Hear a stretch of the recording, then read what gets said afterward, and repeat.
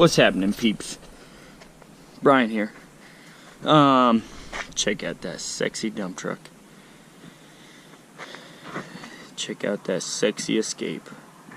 Just kidding. On a serious note, we are going to do an oil change on this 2011 Ford Escape. So first step is, since it's kind of cold outside, and you should do it before you do any oil change, is warm up the engine, right? Supposedly what this does is the oil is thinner, right? So it flows to the bottom easier, so you get more of it out, you get more of the contaminants out. I don't know if that's bro science or if that's the real deal, because if you think about it, the engine was hot when you shut it down, so all the hot oil dropped all the contaminants down and had more time to drop it down in the bottom. So that's a valid argument. I'd like to see what other people think. So if you are a chemist or whatever and you know, write down in the comments below. I'd appreciate that. So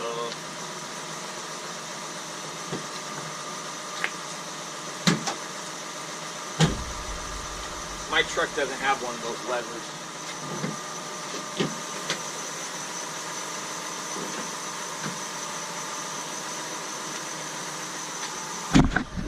Okay, so once you get it warm,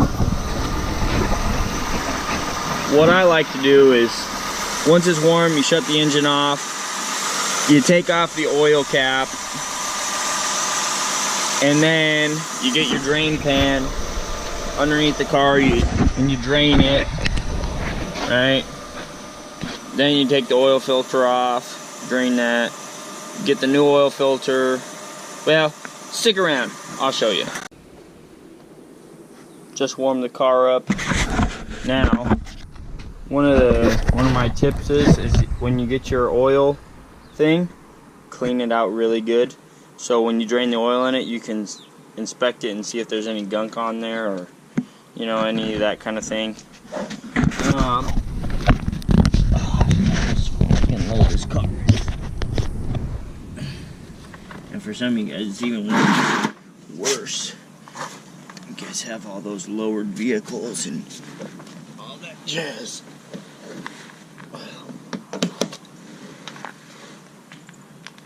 Okay. There it is. Okay. So the oil plug for this is right there, as you guys can see. So slide this bad boy back there. There it is, 15 millimeter, guys. Forgot the Chinese made this car, not the US. Everything's millimeter, or partially now, seems like. Okay, so this is where you're gonna want to put your gloves on.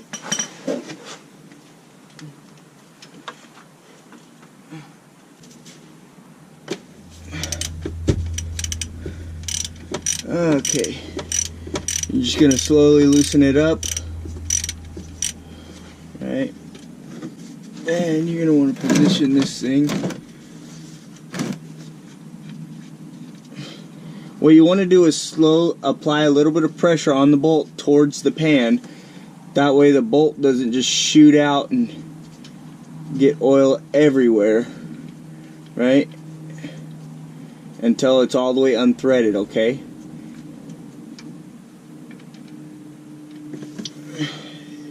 So I did that. I applied pressure until it was all the way unthreaded. Then I just let it rip. There you go, you can see it right there, this little stream.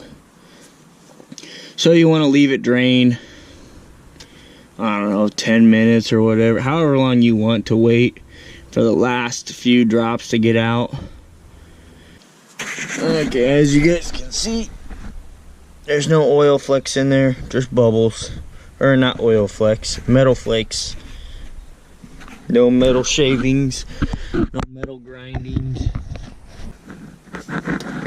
The trick is if you don't put it on super tight,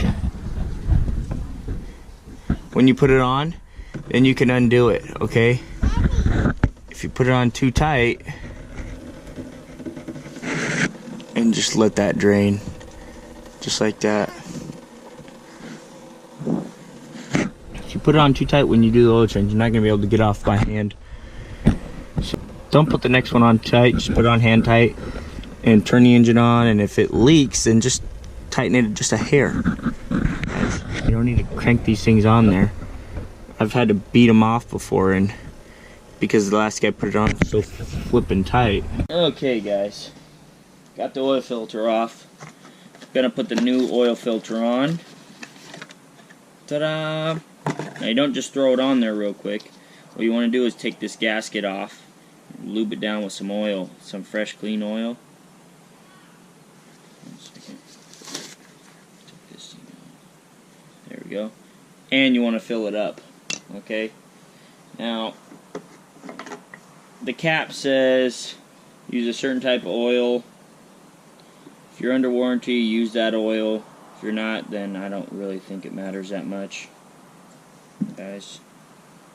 Okay, so what I did was I filled it up, and I got a little bit in this little trough right there. See it?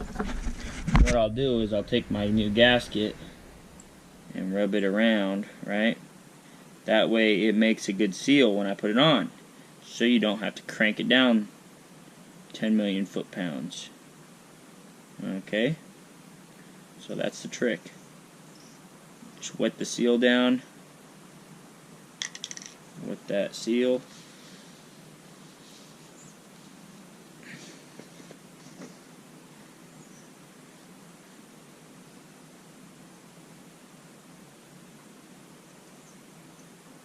This is a small oil filter, guys. And the other thing is, you don't want to fill it all the way to the top, because this one goes in at an angle, right? So if you fill it to the top, you're just going to spill oil all over the place. So don't fill it to the top, just fill it most of the way. To see or not, but it's the best I can do. The other thing is, you don't want to touch the top of this with anything, because you'll get debris on it. You don't want debris on it. Okay. So you get on there. That helps. Or not. Okay. Once you get it on there, right? That's just snug, right? Then just one half, like little quarter turn. Boom. Like that. That's all you need, guys. Okay? And then what we're going to do is we're going to back up with oil. And then we're going to come down here and check to see if it's leaking. Yes, you need to check it like a day or two after you've run it, see if it's leaking. And if you got a clean driveway, you should be able to see if it's leaking or not, because it'll be dripping as soon as you park it, right?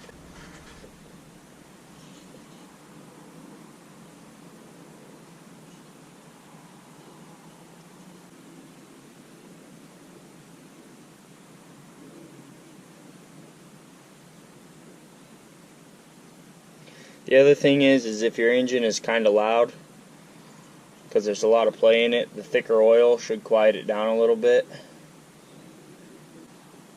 So this oil change costed me 24 bucks, guys, to do it myself. If you go to Jiffy Lube, you're going to pay $100, and they're going to upsell you to buy brake fluid and transmission fluid and new filters and all this other crap that you don't really need. Do it yourself. It's not rocket science, guys. It's YouTube. So, add the oil. Put the cap back on. Check the oil. Then, the plug's nice and clean. And that's how you do your oil change, guys. Hope you enjoyed the video. Pound that like button, pound that subscribe button, comment. Hope you guys enjoyed the video. Nice 2011 Ford Escape. Check out the dump truck videos. Check out the 1969 F250 build. Just put new headlights on it. Check that video out. Those headlights rock. Yep. See you later. Thanks for watching, guys.